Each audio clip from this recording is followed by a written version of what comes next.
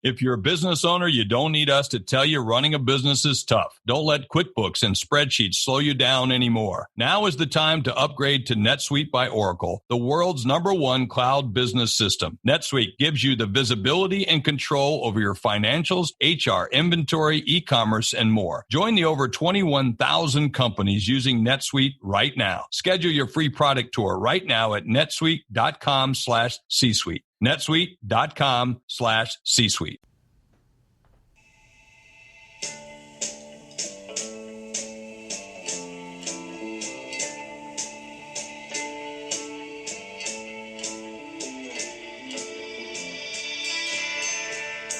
Welcome to the Superhero Homies podcast. My name is Quentin, and as always, I'm here with the homie Kevin.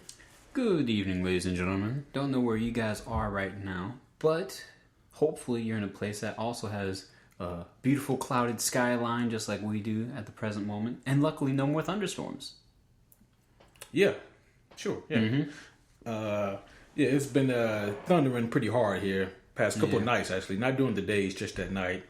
Which is actually the primary reason why we did not post a podcast on Sunday night. Yeah, we kept losing power and crazy shit like that. Yeah, it was rough. Yeah, didn't really want to risk recording a podcast during a storm in order, and then the storm just knocks the power out.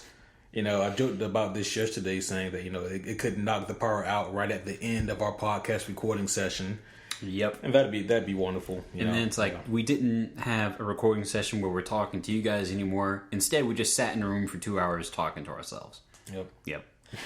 But today, guys, we are going to be talking about the lovely ladies of the superhero movies. Yeah, let's give it to the girls. Right. We feel like it was time for sure because the ladies definitely deserve their own special spotlight because, let's face it, they've been underrepresented in movies. Definitely, and you can see some contrasting differences and whatnot in a few of them that will be fun to poke at and whatnot. But yeah. Right.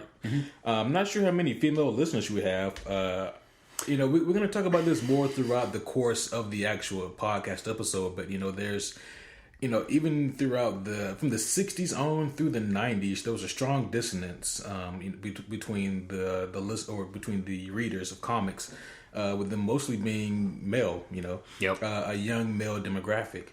But, throughout the 2000s especially, there was a pretty big shift, and honestly, I think that's in large part due to the movies.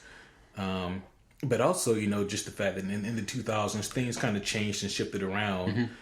So, comic books became more pop media, more pop culture. So, I think that also had a really big part to do with it as well. But for sure. Yeah. But of course, before we get too far into this thing, guys, we got a little bit of comic news to discuss. Yeah, what's been happening in the world? It's been kind of a slow comic news week, honestly. Not a whole lot's been happening. Things have been quieted down. But first up, Amazon orders the Invincible TV series from Robert Kirkman. Actually, I saw this news, but do tell us more. So of course, Invincible is probably, at this point in time, is Robert Kirkman's second biggest graphic novel or comic book series. Of course, his first being The Walking Dead. Dun dun dun. Right. He has a new series out right now that people are really loving so far. I forget what it's called. Oblivion Song. Pretty sure that's what it is. Sounds interesting. Yeah. But yeah, Robert Kirkman, I've heard a lot of good things about Invincible. There was one podcast many moons ago. You guys are good if you know which one, where I mentioned Invincible and how I really like to read it one day. But at this rate, by the time I get around to reading it, this animated TV show will already be on Amazon. But no, I think that this is going to be a really good opportunity for people to get to know another side of superheroes that maybe they don't. To be acclaimed or to be accustomed to other superheroes that they don't know about. That'd be cool. Yeah. Finally see something else that isn't part of the two large companies. Yeah, right. Yeah, more attention to that. Yeah, one thing I also got to say about this is that I think it's also a really cool move because if you notice, the smaller comic companies are, I don't want to say they're less afraid, but they're more bold with their statements. So they're not afraid to do more risque things, to do things that are possibly more graphic, more detailed. Right. Yeah. with Marvel and DC, they try to, amass such a large audience, that they kind of have to make it accessible for all types of readers. Yeah, they do safety precautions. They have to put like a thin layer of family appropriate over everything, which is cool, but at the same time, it can be just a hindrance at the same time, kind of holding back in certain cool moments or whatnot. But right, and the thing of it is, like, in this day and age, I don't know how much longer we're gonna have our Frank Millers or our Alan Moores. So as far as like our truly gritty writers that have access to write for the two big conglomerate comic companies, don't know how long that's gonna go on for. That's a sad thought. Why did you say that? I didn't want to be sad. We always need Frank Miller. He's just gonna be like, cut the shit. We're gonna get dark up in this, I want that. Oh man, yep. But no, shout out to Robert Kirkman. As he's potentially wrapping up, being executive producer on Walking Dead, he's gonna step right into another role. Wait, is that show about done with? I'd imagine so. I haven't caught up with it, honestly. Have you? No. Yeah, no. Okay. I just imagine so anyway. But yeah, so. Shout out for Invincible. Can't wait to see that show on Amazon. Yeah, good luck, Robert. Yeah. Next up, so we mentioned a couple weeks ago how on the upcoming DC streaming service, DC Universe is what they're calling it, they are doing a Doom Patrol TV series. And at the time we mentioned that they didn't have any potential casting so far. But now they do. Ooh, do share. Yeah, it looks like... let me go ahead and open up this link here and get more information on it. Cool. It looks like Kelsey Grammer is actually going to be up for the lead role. So I think that can be a pretty cool lead. Of course, Kelsey Grammer, for any of you guys that have been keeping up with any of the X-Men movies, know that he was actually Beast. Probably the best Beast that we've had in the X-Men movies. He was Beast and the ill-fated X3 X-Men United. Yeah. I was about to say, and then he technically just made an appearance as well. In Days of Future Past. Right. Yep, but he did. But no, so I think that he can make a really good lead role. So obviously he's going to be Dr. Niles. So Dr. Niles is like the Professor X of the Doom Patrol. He's like the leader. The one that kind of gathers all these group of misfit, mutated people together, and kind of organizes them and helps them. I can see it. Yeah. So, if he brings that same energy to the role of Dr. Niles that he did to the role of Beast in the X-Men movies, then I think that his casting can be a really good casting. I can see episode 1 now. All right, guys. Here's the deal. I learned this from Professor X. Dr. X, and we need to. Yeah. Maybe I need to bridge the joke there a little bit because, so. My mind was racing at it, and then all of a sudden, boom. Kelly Grammer, who's been Beast, who's been chilling with Professor Xavier and all the X-Men crew, and then just now he's going over to the leader role. He's filling the Professor X for this team, so it's I'm tutoring under this Charles Xavier here to become my own quote-unquote Charles Xavier type over here for Doom Patrol. It was a bad joke. Let's move on. You guys heard it here first. He'll be here all week. Yep. Actually, that is the truth. I am here literally all week. That is very true. Up next, moving to a little bit of Marvel news.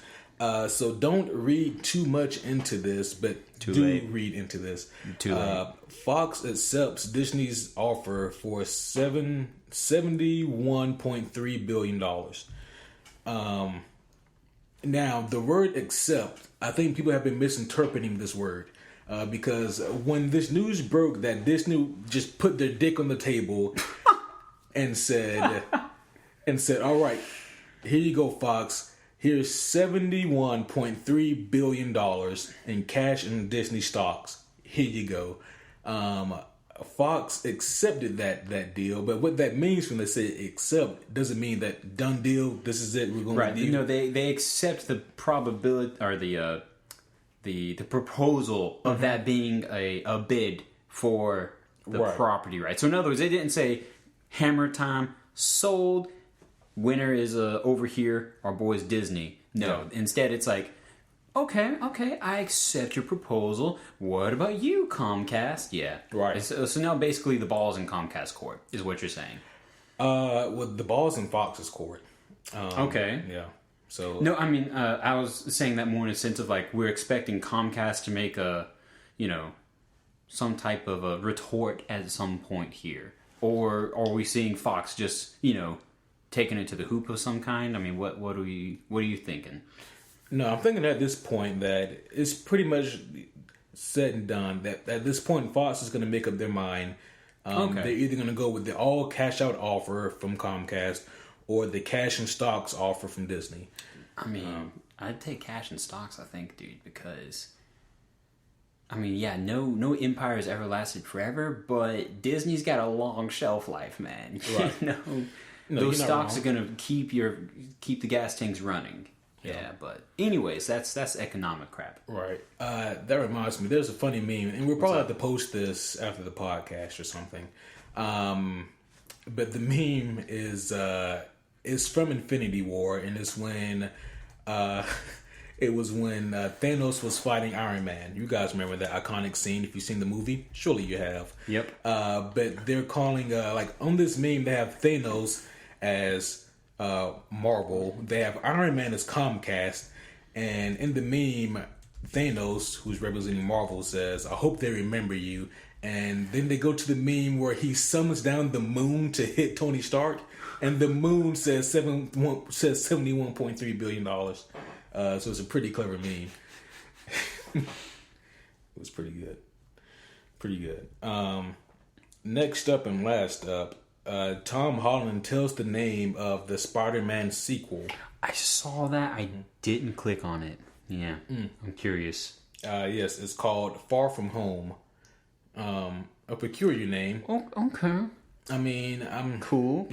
I'm not gonna hate on it yet, just because Homecoming was also a peculiar name. Yeah.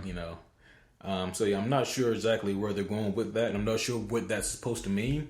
I mean, even them calling Spider-Man Homecoming that name was a little odd because they don't really directly reference Homecoming, but I mean, it's kind of like a tongue-in-cheek type deal. Mm-hmm. So, I don't know. We do know that Mysterio is going to be in the movie, portrayed by Jake Gyllenhaal, and we also know that Michael Keaton is going to be reprising his role as the Vulture in some capacity. And we'll probably also see Scorpion in there too, I'm imagining, just from the post-credit scenes. But yeah, guys, that's going to be it for the comic news section this week. And now, as always, it is time for the comic question of the week. Mm-hmm. Kevin, are you ready? I'm never rhetorical. ready. Does not matter. Okay, I was about to say, I'm not good. We'll see. I'm good though. We're gonna answer the damn question. All right. Whether it's correct or not, I never said, but we're gonna answer the question. We're gonna do the things. Yep. The comic question is as follows: which of the following statements about Storm is false? Is it A, she was originally intended to be a male character? B, she was the first black female superhero in Marvel Comics? C, she struggled with an extreme case of acrophobia? D, she went to Asgard and was tempted to become the goddess of thunder? And you asked which one of those is false? Yeah. Okay.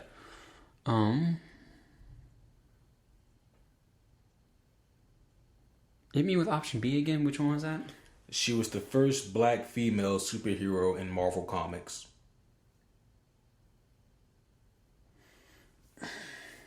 Black female superhero. Okay. And then hit me with C and D again.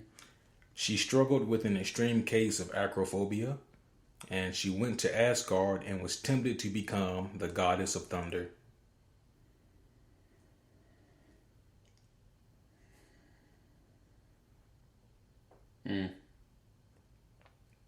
That is correct. Oh, good. Oh, it was a trick question. Of course. At that point, I'd be the meme. Yeah, I meant to do that. Yeah. Right. Really uneasy face. And option A sounded dumb to me. Like, oh, she was originally intended to be a male character. Yeah. What was C one more time? She struggled with an extreme case of acrophobia.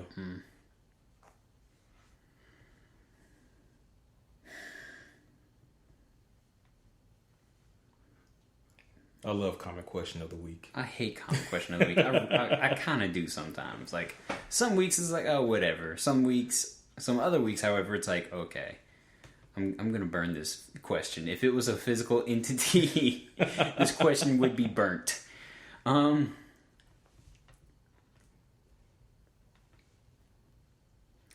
Let's go with option A. Let's go with that. She was originally intended to be a male character. Let's not my final. Let me think about it.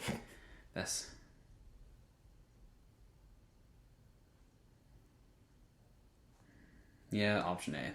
I already said it. Let's do it. I'm not backing out.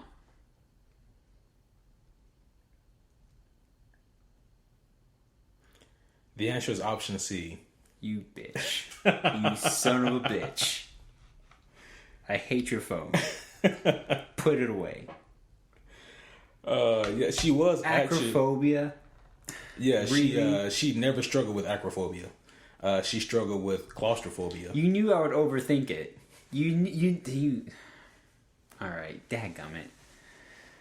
Yep. She was originally intended to be a male character. She was the first black female superhero in Marvel, and she was tempted to become the goddess of thunder by Loki when she went to Asgard. But she never struggled with acrophobia. So, yeah. I don't know. That just sounded like some early on writing to me. Like, oh, we'll make her scared of acrophobia. But then, like, a little while in, okay, never mind. Scratch that. That's stupid. Yeah, I don't know, but Yep. It was claustrophobia. She is very much claustrophobic. And I hate your damn questions. There's so many listeners out there. He doesn't know comics. Well, you're right. That's the thing about comics, man. There's there's decades and decades of lore and history. Nobody is going to know everything, except for me. I'm kidding.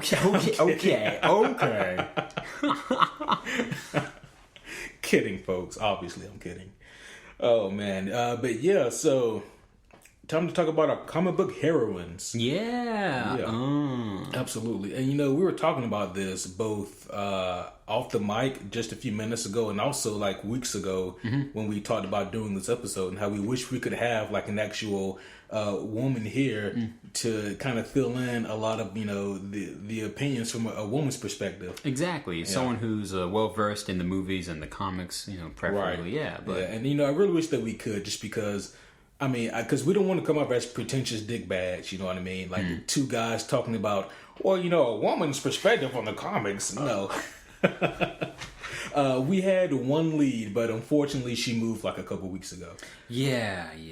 That would have been great. Would have been good. Would have been super good. Yeah. But we would have to do without for now. Yeah. But yeah, so when you think about like women and comic books, specifically in the movies, they haven't had that great of an outing until Wonder Woman. Exactly. And one could argue like the TV shows has helped a little bit, like especially like the Marvel brand has done some pretty cool stuff with the women actors and whatnot.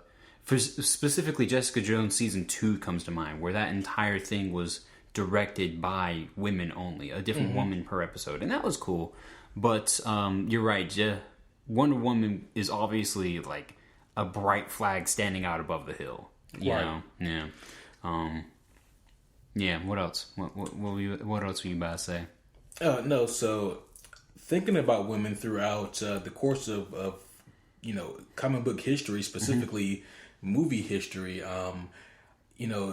first thought that comes to mind is actually like I think it was your comic question of the week last week or the week before. I remember that one. In which it was about which movie did Rotten Tomato give the lowest score, and there were several of superhero movies that were led by women that were in that category.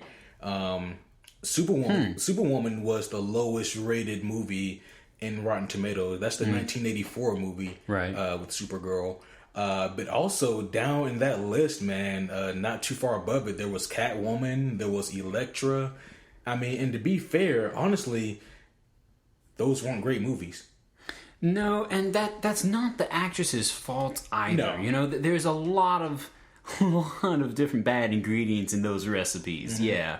But you're right. It is interesting how that kind of stands out because that's I mean, it's unfortunate. That sucks, That it really does. And again, it's not on the actresses at all. Halle Berry's damn great, Yeah, I mean, so is Jennifer Garner in her own regards, but I think the thing of it is for me that stands out the most as to why that's so unfortunate is because from a Hollywood executive perspective, they look at those ratings and at how poorly those movies done, and their perspective could be, well, look at how shitty these other women superhero movies are. Why would I give you my money to make another one?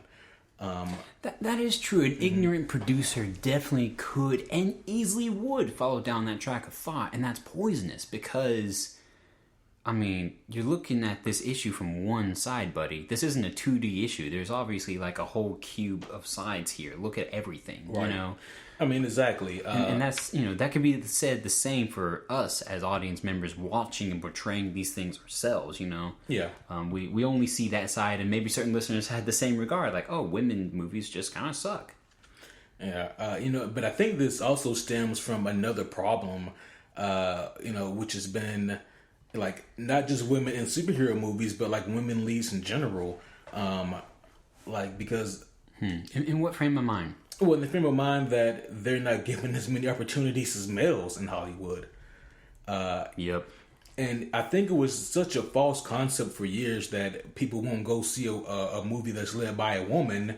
One of my favorite movies of all time is Alien, and that was led by Sigourney Weaver. Yes. And she proved that not only can a woman lead a role, but a woman can be believably a badass. And she definitely nailed that role, and that was back in like '79 when this was done. Yeah. So the fact that there were so few in between '79 and 2017 is kind of sad. Yeah, it says a lot without saying anything at all, really, and it's a damn shame, Right. And again, I don't want our voices to blare out awkwardly to the audience masses here because I mean we're trying to recognize the problem. We're not trying to say, oh, this is what they should do, and all that shit, Yeah. Yeah. I mean, we're allowed to recognize a problem here. I think that it's, this is more of us just recognizing that there are a lot of really good and popular female superheroes that they can monetize on. And, thankfully they realized that, hey, why not go with like the OG female superhero and let's make a Wonder Woman movie.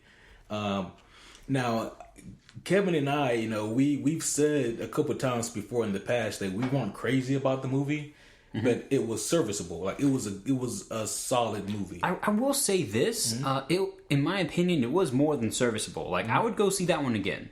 It was enjoyable and I liked it. Yeah, for me that's serviceable. Like okay, yeah, gotcha. Just a new dictionary there.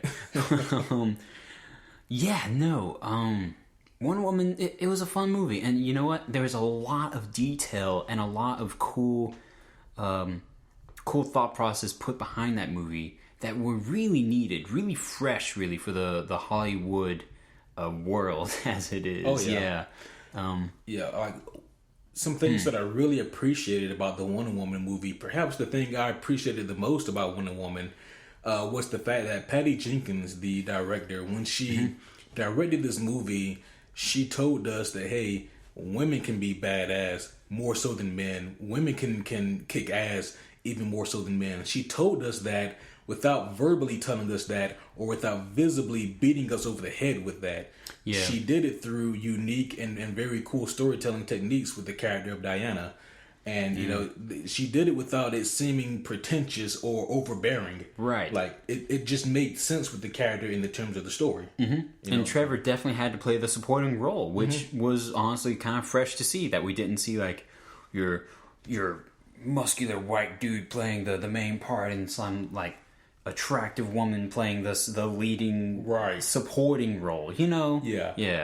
Let me ask you this question. Hit me. I guess let me set you up first with the scenario here.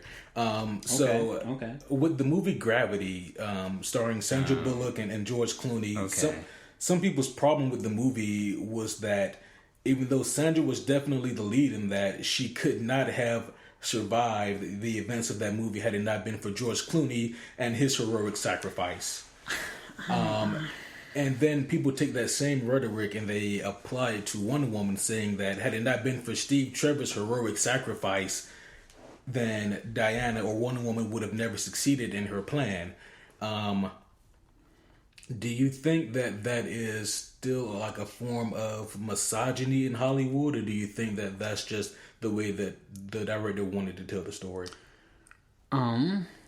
Great question, first off. First part of my answer, comparing Gravity to Wonder Woman, my initial reaction was actually to chuckle a little bit, because I find it comical that they're compared any, just because Gravity was a whole different experience for me. I'm not going to talk about that tonight. What I'm going to talk about, though, I don't really see a heavy correlation there, and this is me responding to the speculation rather than speculating myself, you know? I did not see the main character's, or the dude's name was Trevor, right? Chris's part? Yeah, Steve Trevor. Thank you, Steve Trevor, thank you. I did not see... Oh yeah, that's right, because of the Chris, Steve joke. Yeah. I did not see Steve's part be like his big old ultimate sacrifice there. I didn't see that as buckling her seatbelt, really. I saw that as he made sure it was buckled, but she could have done the damn thing herself too, you know? Now, I mean, in Gravity's case, yeah, no, the way they wrote that movie, George Clooney had to be like a looming spirit of sorts, more so, you know? And I think it's both clever and innovative, but misleading to compare those two, you know? Because, again, the directors wrote these with entirely different, I was about to say point of views, but that's weak. They wrote these two characters with entirely different mindsets, you know? Diana was made to be this ultimate badass and awesome superhero, Wonder Woman, you know, dare I say it? One of the original female superheroes. I'll say that. There we go. Yeah, there's only one that precedes her, and she's not well known at all. Oh yeah, we talked about her. Yeah, we did. In months past.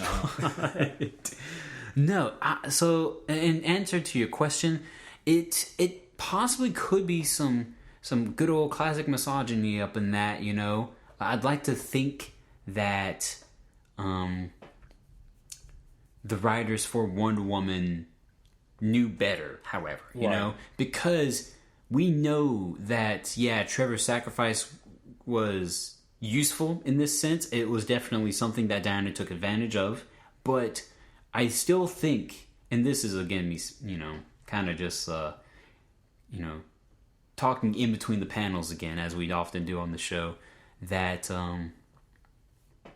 no, she could have definitely handled the situation with or without that. It would have been more difficult without, yes, but I think that it's...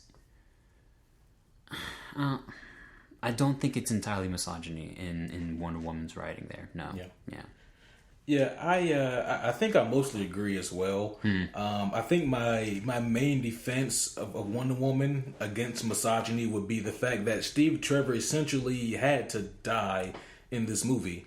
You know, like for those of you that maybe have read the comics or you know, are familiar with the character of Steve Trevor, I mean, of course, she's alive in the New 52. That's because the New 52 takes place all in modern day. But this movie, of course, took place during the time of World War One.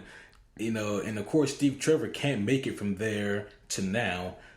So it only makes sense, you know, in my mind, that Steve Trevor kind of had to have died in this movie, and that could kind of shape who Diana became, and that was actually the case.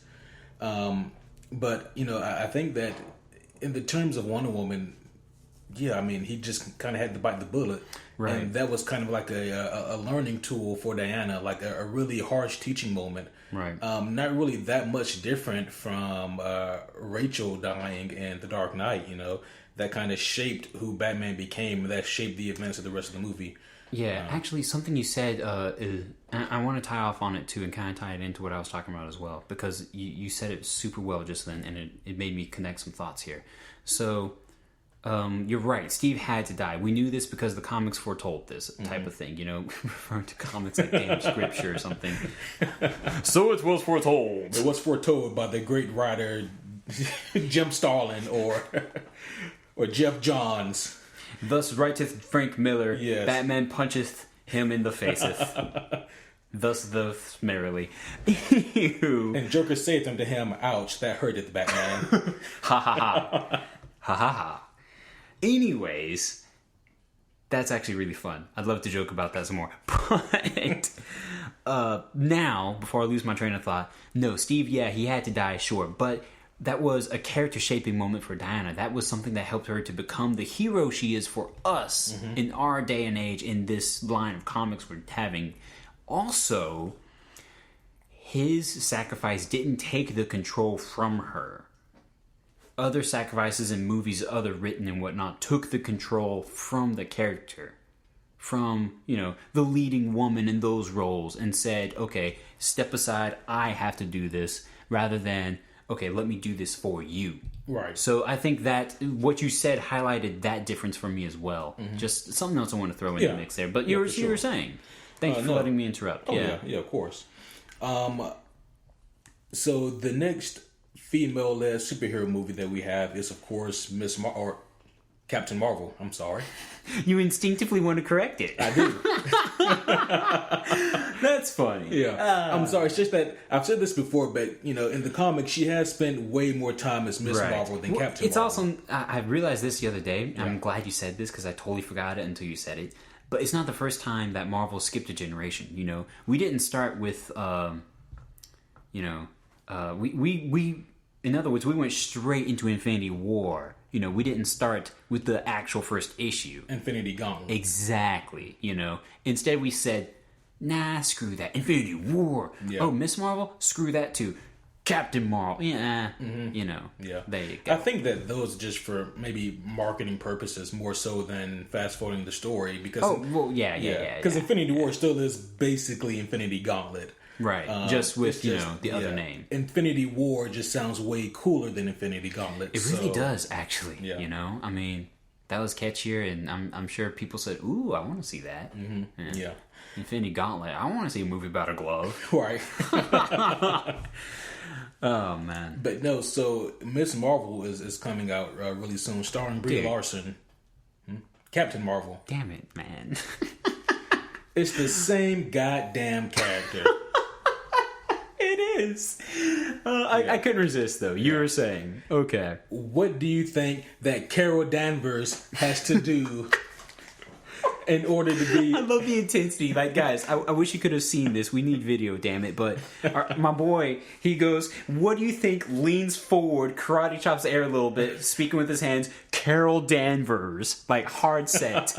But what does she have to do? What do you think that Carol Danvers has to do in order to be another successful female character? What does this movie have to do to be a successful female superhero movie? I don't fully endorse this, but I am going to give them the blueprint, the layout, the format. They essentially have to learn from Wonder Woman's example. They have to say, okay, what were some cool things Wonder Woman did? What are some of those things that we need to do as well? And then what are the different aspects, of course, we need to respect regarding our franchise, our property rights, our actual story. For instance, they need to say, okay, one thing that was emphasized, we're not going to to airbrush shit. We're not going to go into like Photoshop editing and take away like all the quote unquote unattractive, unnecessary bullshit parts that like magazines will do all the damn time and overemphasize or underemphasize and shit like that. No. Wonder Woman made notes and advertised it saying, nah, we're not editing shit. When thigh jiggles, that's actual jiggle thigh. You know? We're not going in and saying, oh, we're going to try to make them look pretty and shit. Captain Marvel needs to respect that and do the same. You know? We need to actually see a pure, unfiltered thing like that. And then there are other leading examples too, and I could go on and on about that. Right. But you know, I will say this. What's up? Not so much in defense of the so-called maybe cleaning up of how these women look. Right. But I mean, to be honest and to be fair, they do the exact same shit with the male characters. Like, yeah. I mean, and this doesn't just go for movies. This also goes for comics. I mean, how many times has it been said by other stars that certain the hell with it, that Iron Man actually isn't as buff as he is, you know, in real life. Instead, he's just kind of like, in the movies, he's there, and when he's in the suit, he's like, you know, good upper body and everything. But then outside the movies, we don't see that. Right.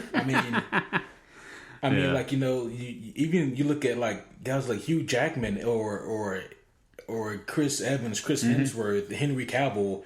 You look at the shit that they have to do to look that way, and then even like there could be like CG editing or photoshopping that's done for certain things, just to make these guys look like their comic book counterparts. And that's fair. I remember actually, to exemplify and to talk about that a little bit more, flesh it out. Logan, one of my favorite movies of all time, not just comic movies, was guilty of that too, because we saw some of that action near the end of the movie, whenever he kind of rages out and becomes younger, quote unquote, Logan once more. Right. So you're right there. That does happen even for the dudes. Yeah. You know, and also not to put anyone on blast or anything, and I don't say this as a hater. I see this as an admirer. Okay. But I mean, the blatant steroid use in Hollywood, like, the shit's real. And I don't fault these male characters at all. I mean, it's what we demand of them as an audience, because we demand that they look just like they do in the pages. Yeah, and I mean, it's sad. I so badly, my first instinct when you said that was to fight it, to say, hell no, I don't expect that. But I'm speaking for me, you know. I mean, it's an unfortunate, dirty truth. It really is. And you know what the sad thing is? If you reversed that on me and said, oh, hey, Kevin, guess what? And again, not putting nobody on blast, no Hollywood actor name, no actress or nothing like that. But if John Krasinski got the role of Captain America, you know, I would be saying, like, you know, he's got the right acting skills and personality and the look, except he's not buff. And I'd be saying the same shit. So you're right, and I hate you, and you shut your mouth. But I mean, it's sad, because you're right. Certain producers and actors will say, okay, that's what they want.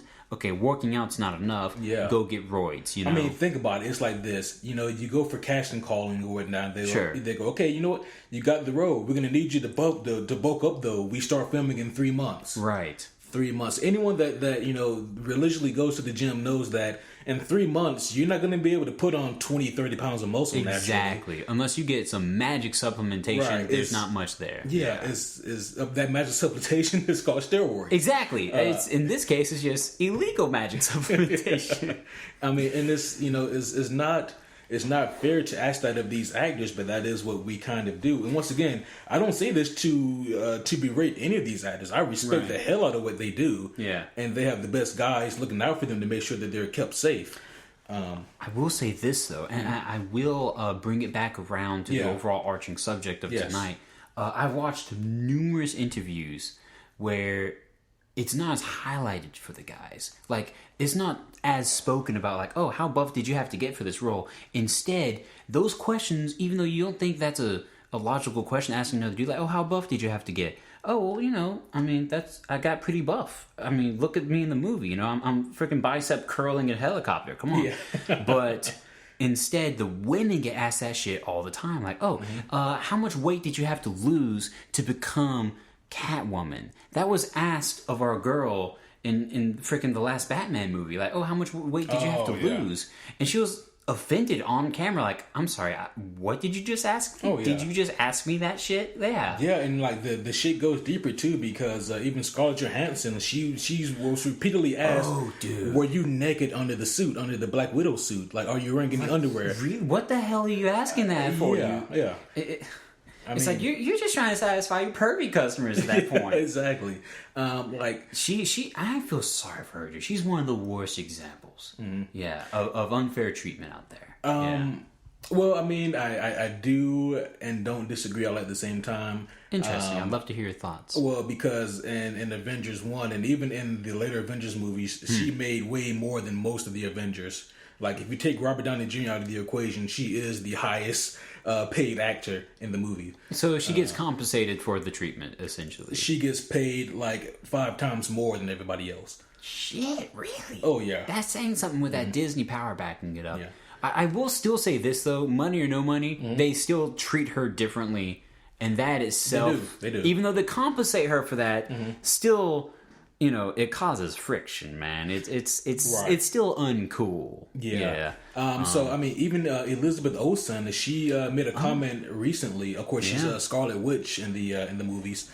She made the mention how she doesn't like how her cleavage is being shown in the movies, and how she's the only one that has like her cleavage showing. Yeah. And she's like, well, I kind of like to cover up too. Yeah, like all the Wakandan actresses got cleavage covers. Where's mine? Yeah. Right. And I mean, and it was kind of fucked up because there was a lot of backlash towards her on the internet. Really? Yeah, there were a lot of people saying, "Oh, you shouldn't complain. Like, you don't even, it's not even showing that much," or things like that. And or they say shit like, "Oh, it could be worse. She could be wearing what she wears in the comic books," and things like that. But sorry, ladies and gentlemen, if you think that those are confident comments, please just backspace and get off of Facebook.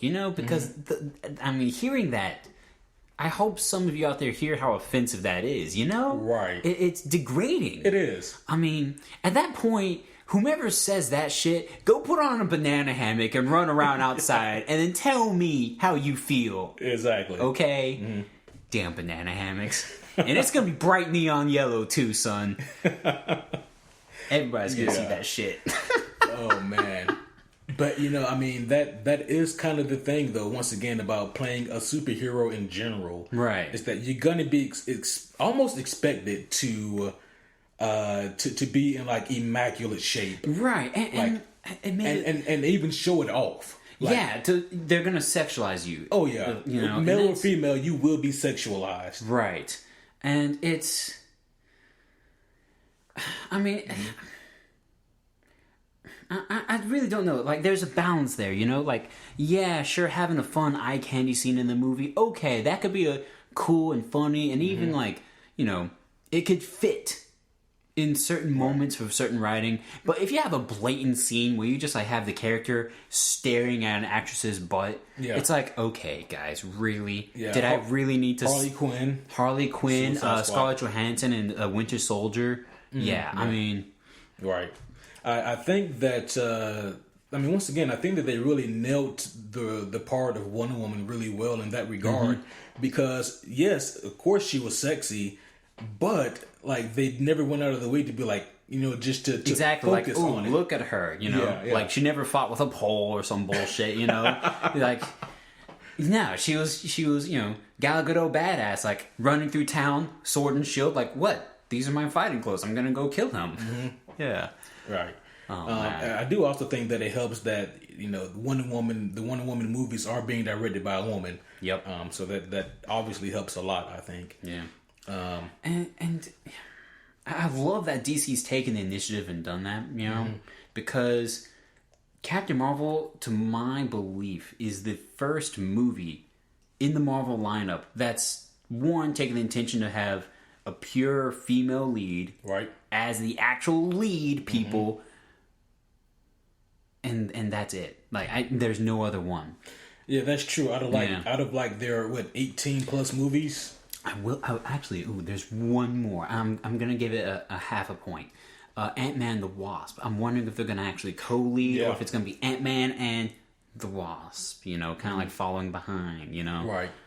Yeah, that's true. Yeah, you're right. I don't know. They could. yeah, we'd have to watch it and see. Yeah. I will say this one worry that I do have about Captain Marvel. What's that? And maybe it shouldn't even be a worry. It probably isn't. But I guess one potential worry, is, and this is just me thinking, from a comic perspective here, because, like I've mentioned before, I really do like Captain Marvel a lot. Yeah. She's a cool powerhouse. Yeah. However, my favorite Captain Marvel has admittedly always been Marvel. The original Captain Marvel, the Captain Marvel who Carol Danvers gets her powers from. Yeah. I think we have another Steve Trevor situation here because Marvel has to die. Marvel has to die in this movie. Okay. So do you think that's going to play into what we were talking about earlier? Like, you don't get your spotlight until I give it to you type thing? Or is it going to be more like you're a great person.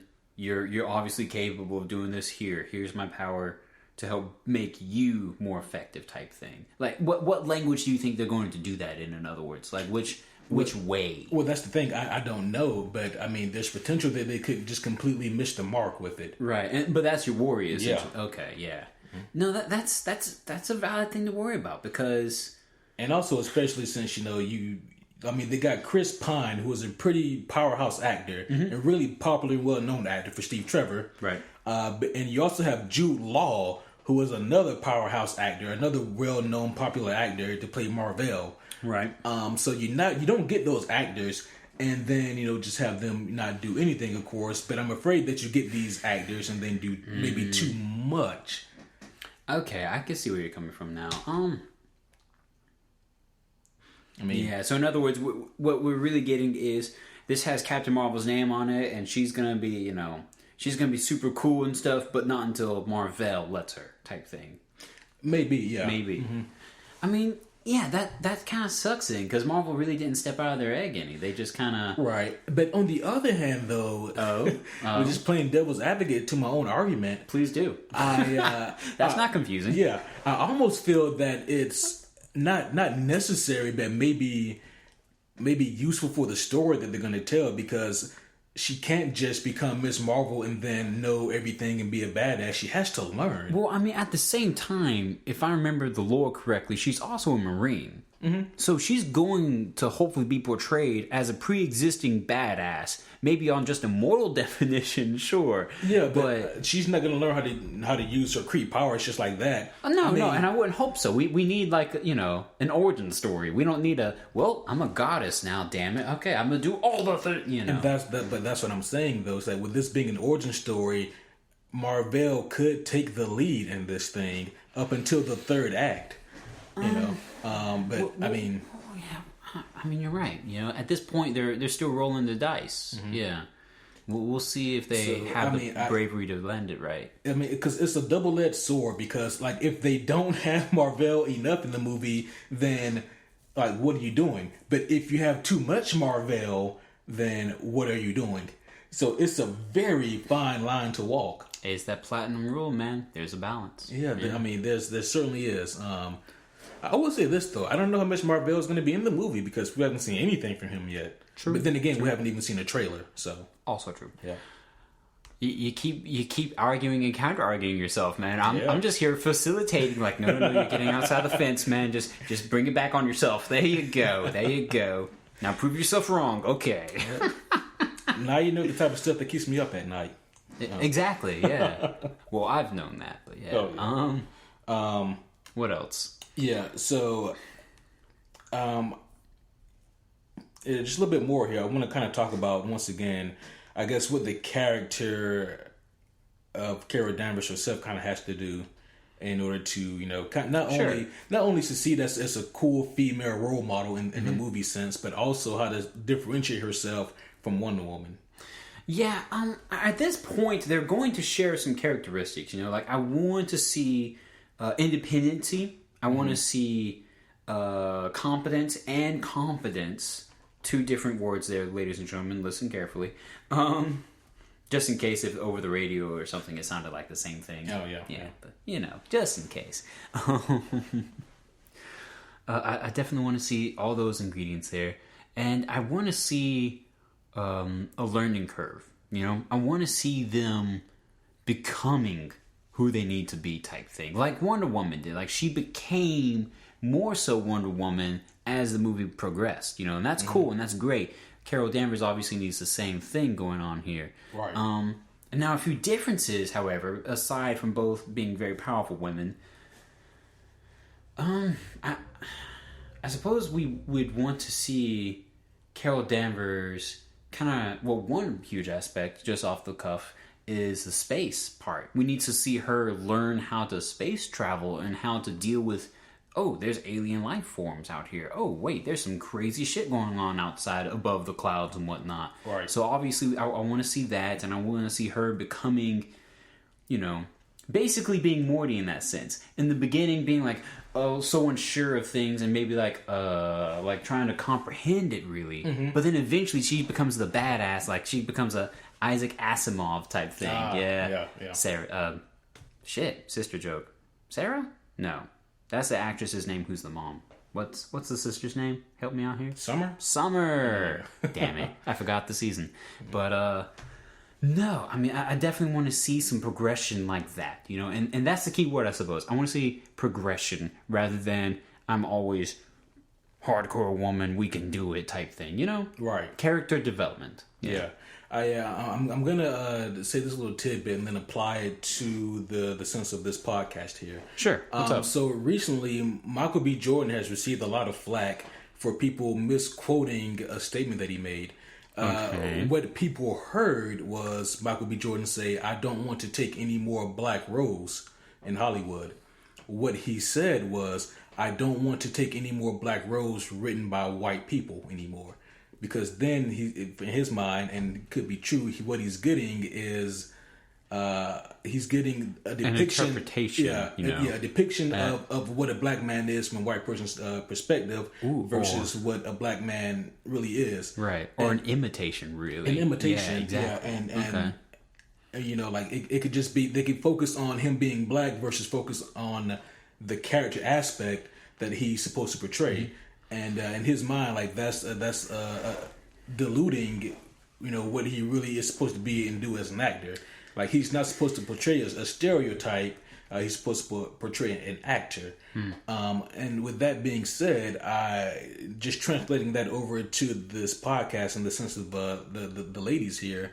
Like, give me good superheroes. You don't have to give me a good female superhero. And what I mean by that is her being them being ladies, you shouldn't really have to do that much differently for them that you would for a male superhero. In other words, if you're giving us another black superhero, you don't have to put the focus on them being black. If you're giving us a female superhero, you don't have to put the focus on them being female. Like, if you make them good characters first and then fill in the blanks, then I think you have a stronger movie that way. Okay, I can see that. I actually do want to support that with two principles. One, I bet this was just imagination and daydreaming more than imagination, but bear with me here. It could be the shit, okay? Yeah. We need these people to meet, okay? We need Childish Gambino, a.k.a. Donald. We need our boy. Donald Glover. Yeah. Exactly. We need him to write shit for Michael B. Jordan. Because that could be amazing. Oh my gosh, dude. Oh, I'm sorry, I'm fanning out. Yep. But, I mean, for real though, that could be some cool shit. Just throwing it out there, leaving that card on the table, sliding it over now. Anywho, on a more serious note, I'm just a big ass nerd. Right. You don't say. Oh, I know, right? It's only taken us how many episodes to decipher that? Yep. 65, 66? 60? Oh, I thought we were breaking 70s by now. Oh, no, that's with Patreon, too. Yeah. Never mind. Anywho, no, there is something I want to support that with. A lot of my more favorite female roles in the past, I want to say this correctly, so bear with me here. They've been written to where they can work with men, And there's almost an equality type thing going on there. And that's cool, and that's perfect, and that's great, because we shouldn't look and see differences, except for obvious ones like, oh, that's a guy, that's a girl, sure, whatever, you know.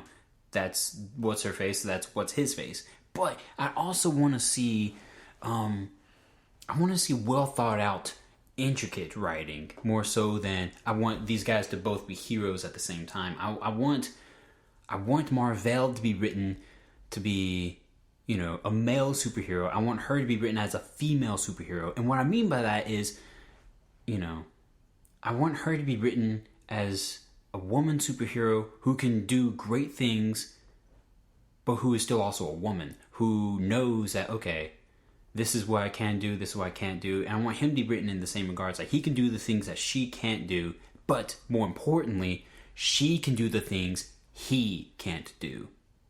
Does that make sense? Like, I want them to complement each other rather than be, like, purely only equals. You know, I want them to be on foot with each other, but he's doing shit and she's doing shit, and they just keep going back and forth, bouncing back and supporting each other constantly, you know? That's the kind of stuff I want to see, you know? Gotcha. Yeah. So you're saying that you want them to play not physically equals, but equals in the terms of what they have in the movies. Like, one person do one aspect where the other person can't, but the other person can do the other aspect where the other character can't. Basically, yeah. Okay, well,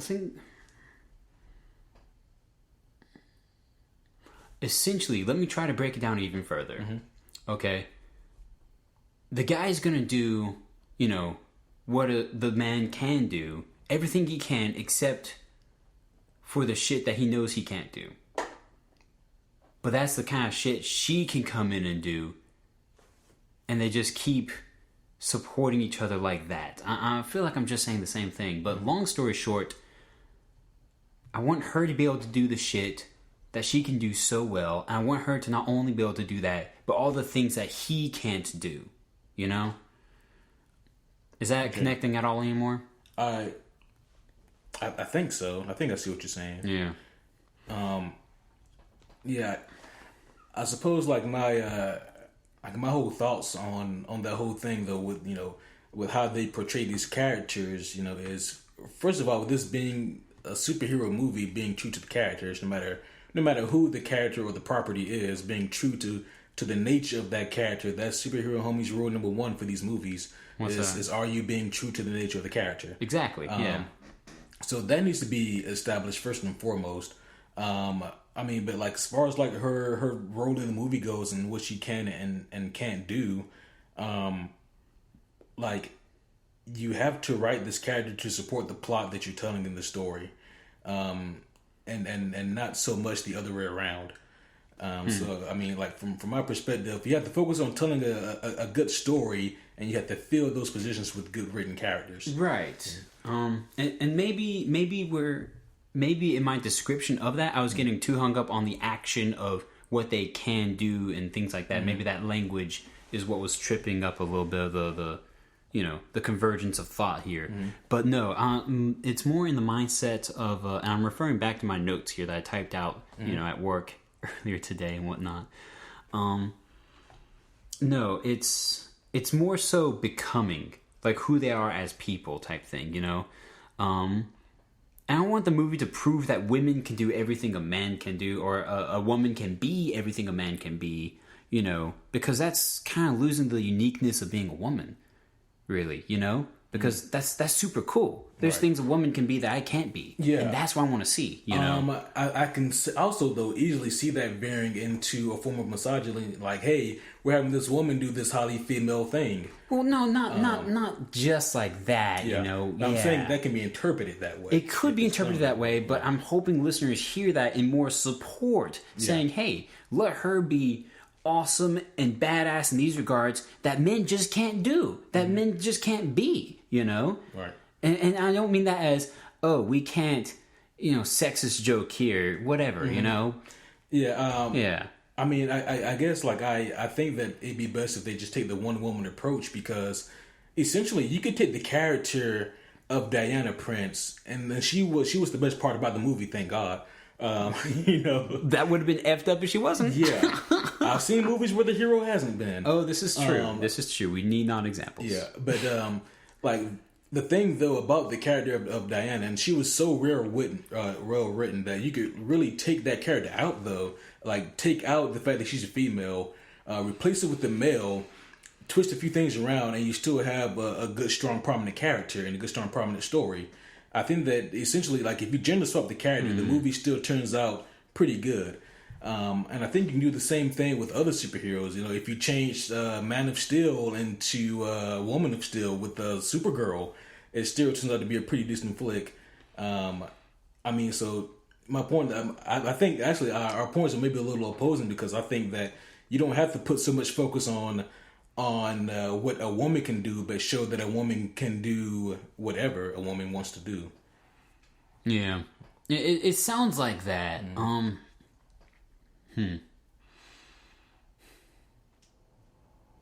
Technically, we're still saying a lot of the same things too at the same time, though. Mm-hmm. Yeah.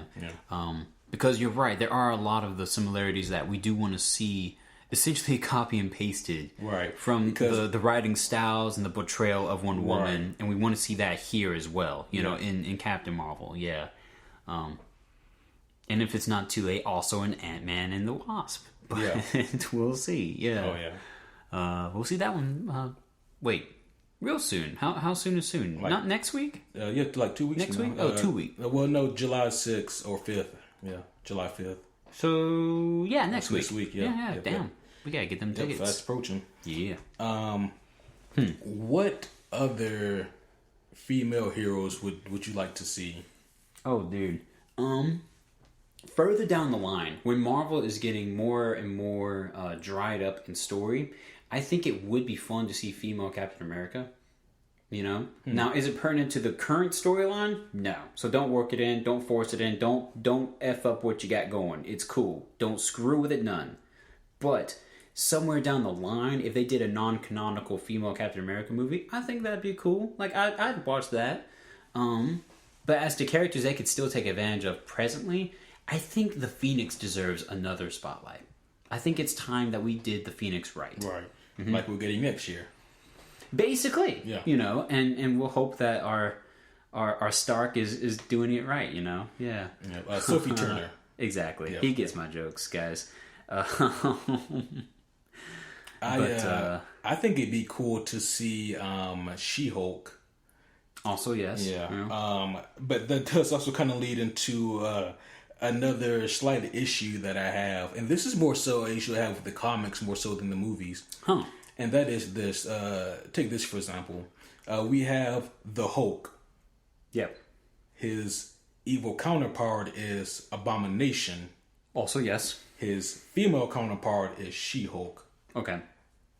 We have Superman. Yes. His evil counterpart is Bizarro. Okay. His female counterpart is Supergirl. Okay. We have Batman. Okay. All right. So his... I'm seeing a pattern here. You're seeing a pattern. His female counterpart, you could say, is Batgirl and or Batwoman. Okay. Where there is no male Bat counterpart. Yeah. My point is, like, when these characters were written, it was almost like the writers like hinged the success of these characters on them being associated with their male counterparts. And I think that these characters are strong enough to survive without having to have like the writing the name coattails of their male peers. Right. Okay. Let me throw a couple of examples your way, and let's. I'm pitching the baseballs. You do with it what you will. Mm-hmm. The first one is ironic. Hopefully it's not easily disprovable by name alone. But Spider-Woman. Yeah. She falls in the same category for you. Because I have not seen a lot of association. What the hell? Association. Mm-hmm. Pardon. Between her and our boy Pete. You know. So I don't know. I personally wouldn't categorize that similarly, but the name still implies it. So is that what you would also say? Mm-hmm. Okay. Next baseball. Rogue. I mean, the difference with Rogue, though, is that she didn't spawn off from another superhero. She's her own thing. What I'm saying is that you don't have to name these other female superheroes that come from a male counterpart, she, whatever. Like, they can have their own identity. Okay. What would you... Oh. Like, for example, like, Abomination, he's not called Evil Hulk. He's called Abomination. Whereas She-Hulk, she doesn't have her own cool name. She's just called She-Hulk. Well, in that case, here's a fun idea real quick. I'm putting you on this. I'm putting you on blast. What would you rename She-Hulk? I'm curious. Yeah. Jolly Green Jennifer. What the shit? That was Jolly Green Jennifer. That was a joke, people. That was a joke. Not jolly. That was completely a joke. She holds you in contempt because she's a liar. Yeah. Anyways, I mean, no, like off the top of my head, I don't know, but I had to sit down and think about it. But yeah. Real quick, the antigen to that, but still in joke form, female version of Punisher, punish her. There's a female rapper by that name, so yeah. Oh, see, I didn't know that. I learned something new tonight. All right, there you go. Oh man. Okay, I don't know. That is an interesting point because it's like the writers, whenever these characters were first created, whenever the idea is for, hey, let's get a female in here, and then just to continue it on, like instead of like I said the whole Batgirl Batwoman comparison to Batman, sure. Whereas Robin's not called Batboy. He's called. They just made a different character named Robin that is associated with Batman. Or better said, they made a better name for this other character rather than having the name associate so closely with the original character's name. Right. Okay. So in that case, I'm trying to think because that's a valid issue, but and I feel like they've began taking steps in correcting that. Like we had a few heroes who were just written as standalone female characters who do their own shit, like Emma Frost. This isn't so much for, like, once again, this is for the heroes that have spawned off from other heroes, right? Not the heroes that have already been on their own. They didn't spawn from anything. Because, like, once again, She-Hulk spawned off from, of course, the Hulk. Supergirl spawned off from Superman. Like, that's kind of what I'm referring to. Right. And, like, you can't say that it's too late to change their names now. No, because even Captain Marvel, Carol Danvers, has had several name changes from Warbird to, of course, there was Miss Marvel, and then she had, like, another name right before Captain Marvel. And she's even gone back and forth on a couple of them. Yeah. Oh, yeah. Okay. These characters, they do change names. Even evolve a little, like, Robin to Nightwing. Right, yeah. So, I'm not saying that, that these characters need to have a name change, but I'm saying that it's something to just to give some thought to. It's definitely food for thought. Okay. I mean, it's definitely interesting because whenever you highlight it in that sense, it's obvious that was something that was, too easy to do, really. Too easy to even get away with, But I will say this, though. When has the most recent example of that happened? Like, I do feel like they're slowly, and I emphasis on how slowly is, people. I feel like they're slowly getting better at that. Not saying they're cured by a long shot, no, because there are more heroes coming out, heroes that we don't really, talk about often, like Kamala Khan or your, what's that other name? Kamala Khan, who is Miss Marvel, or America Chavez. Yep, America Chavez. Yeah, she's another one. Yeah. And, the Amadeus Chose and the Iron. What was the one with the Nico something? She's got that staff, the magical thing doing the. Yeah. Her parents were effed up. Yeah, she's from the Runaways. Yeah. Have you seen that show? You've seen that show, right? Yeah, not all of it. I've seen a good bit of it. Yeah. I still need to dive into that too. Yep. Anywho. Anyways, but no, so I just thought that was like an interesting. It is. It's an interesting highlight. Kind of giving another example to a pre-existing powerful issue. Really, I mean, you talk about a new one that they've done. How about Spider-Gwen? I mean, shit, they couldn't give her a better name than that. She's a direct spawn from Spider-Man. No, it really is, because it's like you're playing off of the Spider-Man, but then at the same time, you're really trying to highlight the fact that you're still Gwen Stacy. Mm-hmm. Like, if I was a superhero in her shoes, and it's like, oh, I'm here, I'm a superhero now, my name is actually Gwen, but I don't want people to know that. What do I name myself? Oh, I'm Spider-Gwen. No one will ever know I'm Gwen Stacy. You're right. That's a shit idea. Oh yeah, you remember the trailer for that animation version that's coming out soon? Yeah, the Spider-Man movie, Into the Spider-Verse, I think. That's gonna be interesting. Yeah, it looks pretty good. I think had to check that one out. You and me both. Yeah. But that is another unfortunate recent example. Mm-hmm. You could have came up with a better name, folks. Right. Yeah. I will say this. I haven't seen a lot of Supergirl, but I do have to applaud that show for really, one, showing that Supergirl can be a really cool character and get really great ratings because she has. Oh, okay. And also for not only having like a main female lead, of course, in Supergirl and Kara Zor-El, but also having like a female lead with Lena Luthor and having, other strong, prominent female characters. Once again, without beating you over the head with the fact that, hey, look, we're strong women, but just once again doing it through organic storytelling. Right. I mean, so it takes a couple of ingredients to really, pull it off in a good light. It's the same thing with once again with Black Panther. Just changed female to minority black. Yeah, and it's the same aspect. I will say this though, and this was a conversation I had separately with a nice woman. The actresses, the roles really for Black Panther, for all the female stars, they were well written. Mm-hmm. They weren't turned into eye candy or some weird shit like that. They were actually written as warriors when appropriate, or queens, or exactly, or highly intelligent. Yeah, dadgum Angela, dude. Angela Bassett. Holy shit, man! If I directed something, I'd want her to be in it. Like I just want to work with her. Yeah. She should be on the podcast. But yeah, no, I mean that's evidence to me that Marvel has the potential of doing something cool like this, of doing something, important for both sexes, and not we're gonna sexualize the hell out of both of you guys. Mm-hmm. Yeah. I mean, but when it comes to like the sexualization thing, are they overly sexualized? Yes. Mm-hmm. Both male and female, yes. I'm not going to say that's a necessary evil, but that's something that we're probably always going to see. Right. But I want to see it in balanced dosages. Yeah.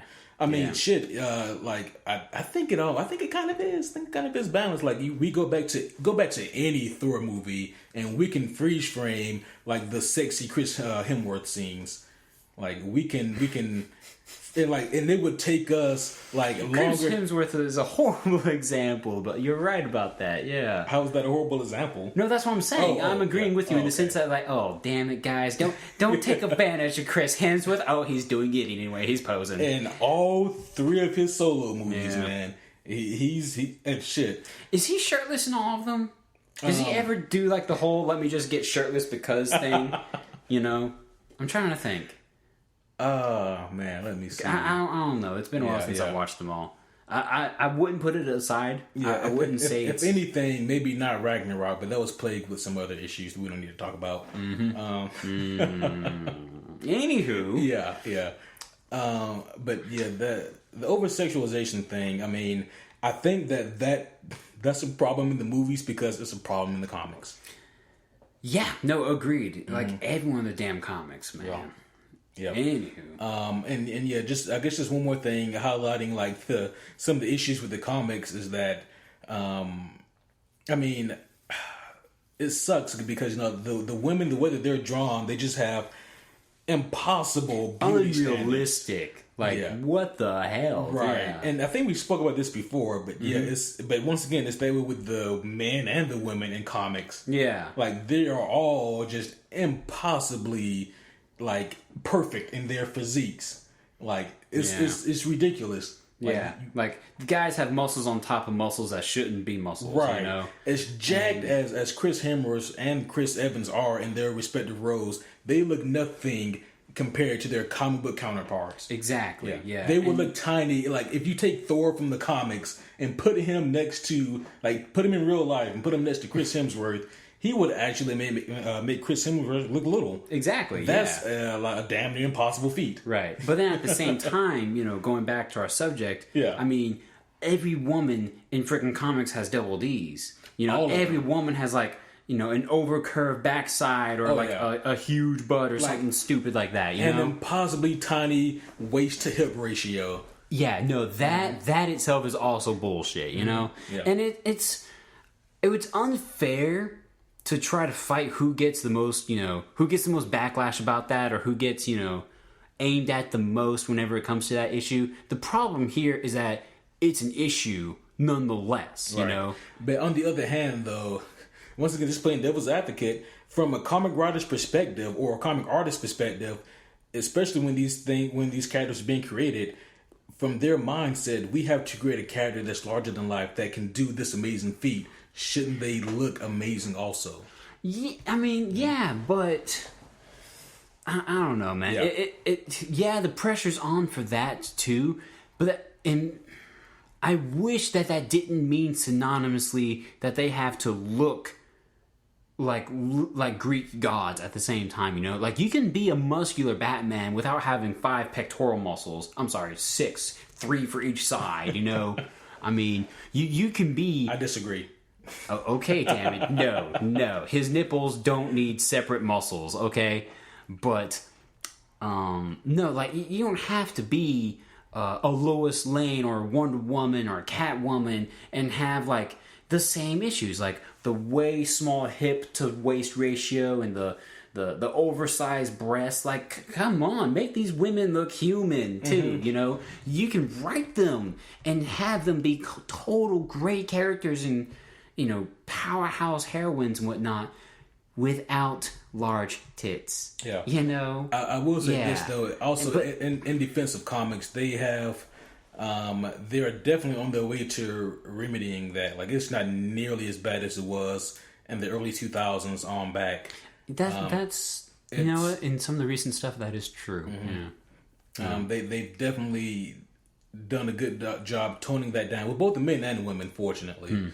But that is like it's a very true statement. But I will say this though, just going back to Captain Marvel. One of the best things that they did was take her from Miss Marvel to Captain Marvel. Look at the outfits, man. You look at Miss Marvel's outfit. That thing is like a onesie bathing suit, with super high stripper boots. Like just a super. That's like. I mean, shit, that's like Halloween time at a strip club, man. That's what Miss Marvel is. Shit, dude. But then you take her... with that ribbon inappropriately, like, no. You take Carol Danvers as Miss Marvel, and then you look at her as Captain Marvel. She looks way she looks badass. She looks like an actual, like, space fighter. Exactly, in that one, You can, like, you look at her suit, and you can tell that she's a superhero and a Marine. That's actually a really great observation. Yeah. Wait. Air Force? Yeah, pretty sure she's Air Force. That's how she met. Because I dropped Marine earlier. Yeah. Thanks for the correction. Now we don't have to go back and correct it on the next episode. Yeah. Right. Air Force. Yeah. No, but that is a really a powerful observation you made. Thank you for making it, because I wouldn't have thought about that. That is evidence. Trying to connect that even further. Right. That is hopefully evidence that they're taking steps in the correct direction, that they're actually going to take steps in having her be, a powerhouse example, a new type of woman Marvel hero, rather than, another, I'm going to drop the word on here. Another victim, really, of the stereotypical, production decisions there. Right. Yeah. I'm going to talk about something, Kevin. I'm going to break one of our rules and talk about something that that I swore to never talk about. Q. Batman and Robin. Son of a... I'm taking a bathroom break. I think it was 1997 when Batman and Robin came out. That terrible, terrible, ill-fated movie. we were introduced to Batgirl in that movie, Alicia Silverstone. Yeah. I'm not going to say anything about her performance or about anybody's performance because besides Chris O'Donnell, they all sucked. But Alicia Silverstone, she was bullied. There's no other way to put it. She was bullied on set because people were calling her fat, and they were just calling her fat and all kinds of other names, saying that she didn't fit in the suit and all these other ridiculous shit.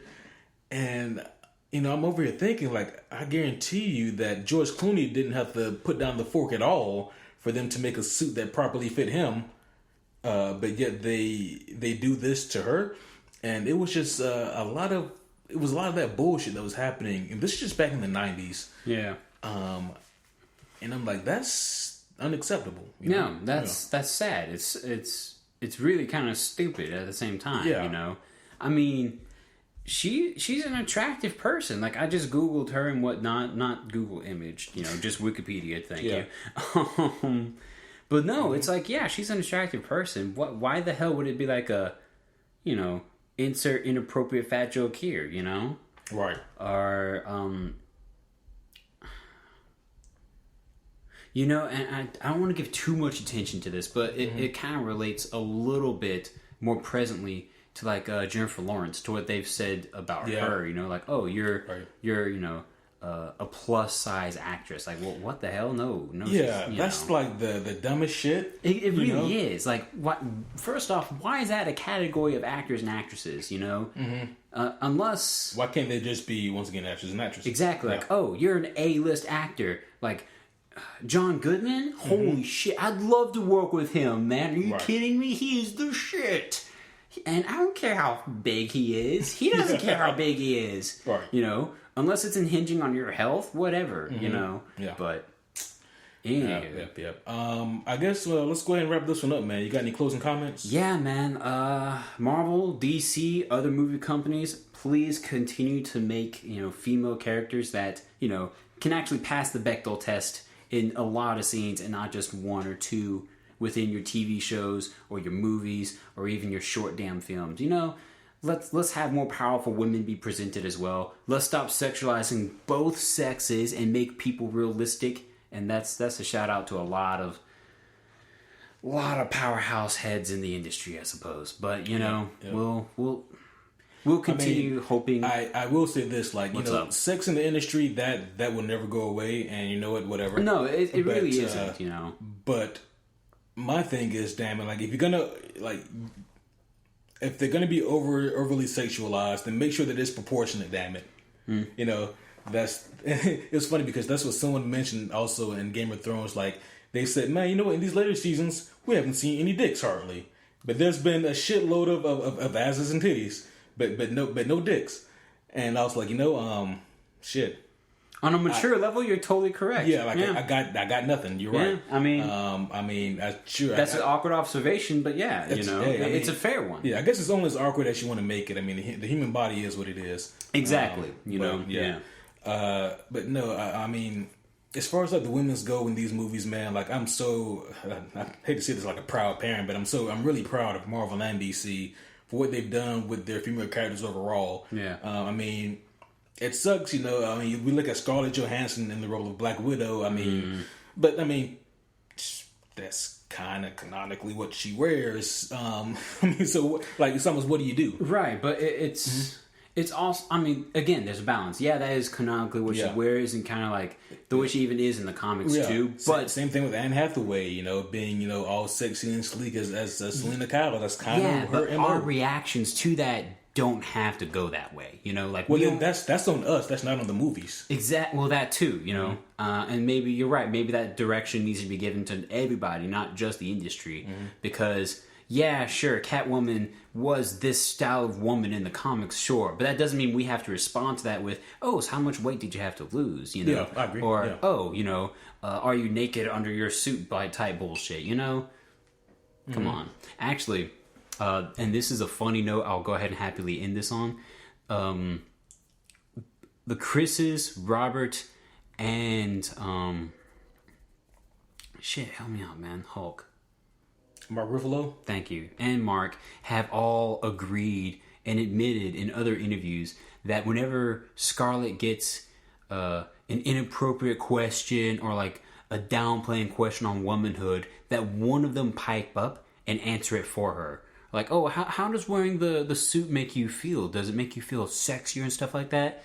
And then Thor will speak up and go, well, you see, the wig was a pain in the ass, but really, I feel sexy all the time, Steve. You know, it doesn't matter what I wear, you know. That's pretty cool. And it's super cool that they stick out for each other like that, Right, you know? yeah. It just makes, you know, doing their job easier. Yeah. Yeah. I agree. That's pretty awesome. But yeah, with that being said, I love my female superheroes, man. I do. I really do. Both. You know we do, ladies and gentlemen. Yeah. And I don't know how many female listeners we have, but it really doesn't matter. This is just the topic that needed to be discussed, period. Right. You know, I just will say this in closing, though, that our female superheroes are amazing. And as long as we continue to get well-written characters that are strong and that aren't just there for eye candy, then it's only going to continue to go forward. I do think that Miss Marvel is going to be a fantastic movie. Oh, yeah. I also think that Wonder Woman 2 is going to be a really good movie. I have a lot of we faith haven't in that. spoken about that at all either. Yeah. I think that, and hopefully they just continue to give us more and more of these female heroes. Exactly. And hopefully with that, more and more of these positive influences on the industry and the public. Mm-hmm. Yeah, and you know, we... And, you know, the last thing we want people to think is that, you know, we don't want people to think that, oh, so you guys want more female characters but not more good characters overall. No. There's a big enough well to draw from in any and all regards. You know, like you can get another good male superhero, another good female superhero. I mean, but just don't limit yourself to men only. Right. I mean, this isn't like the 90s anymore. Like, girls, we read comics too, you know? Exactly, yeah. Don't limit yourself to the old school comic idea of, okay, let's have a buff white dude do this. Exactly, you know? yeah. Like, the hell with that idea. Right, yeah. I mean, if anything, Black Panther has proved that Black Panther and Wonder Woman have proved that you don't have to be a strong white guy. Dude, they slam dunked that idea. Yeah. I mean, Wonder Woman with the layup and then Black Panther with the actual slam, you know? Right. Like, all the oop. Yeah. Oh, shit. Yep. Yeah, and Captain Marvel's probably going to come through with that rebound. I don't know shit about basketball, guys. And they're gonna break daggum, you know, Captain America's ankles. That's what's gonna happen. That's basketball. Yeah. Oh shit. But let's go ahead and wrap this one up. Let's do it, man. So guys, this coming Wednesday, we're gonna be doing our first of 3 parts of Luke Cage season 2. Yeah. So back to Harlem. Yeah, back to Harlem, guys. Back to that music. They got good shit. We're gonna cover episodes 1 through 4 this Wednesday. And yeah, guys, we're gonna go ahead and wrap up. We appreciate you guys listening. Please, guys, if you have any kind of comments, questions, gifts, food, supplies, then you know you can hit us up at superherohomies@gmail.com. We're willing to take any kind of special request. If you guys have any burning questions for us or anything related to comic books or superheroes in general, let us know. Hell yeah, we'd be happy to you know, fill those inquiries and whatnot, talk about them, flesh them out, and you know, be happy to communicate with you guys. Let us know that you're out there, you know? Yeah. We're all part of this big old nerd team together. Absolutely. You guys make up the homie army, and we need that army to continue to thrive and take over the world. Exactly. I mean, what? We need the army to continue to grow. Exactly. And also, guys, in closing, if you haven't already done so, then please, you can go to www.patreon.com/superherohomies, and you guys can check out all of our cool-ass Patreon content. So if you guys like us enough to listen to something that's not superhero related, then you can go to Patreon. You can get a shitload of material there. Hell yeah. Depending on what you want, up to $3 a month, and you guys can get all of our Patreon material, which video covers games, movies, cult movies, classic type stuff. Yep, and even cool TV shows. We cover it all, and we're constantly putting out new content.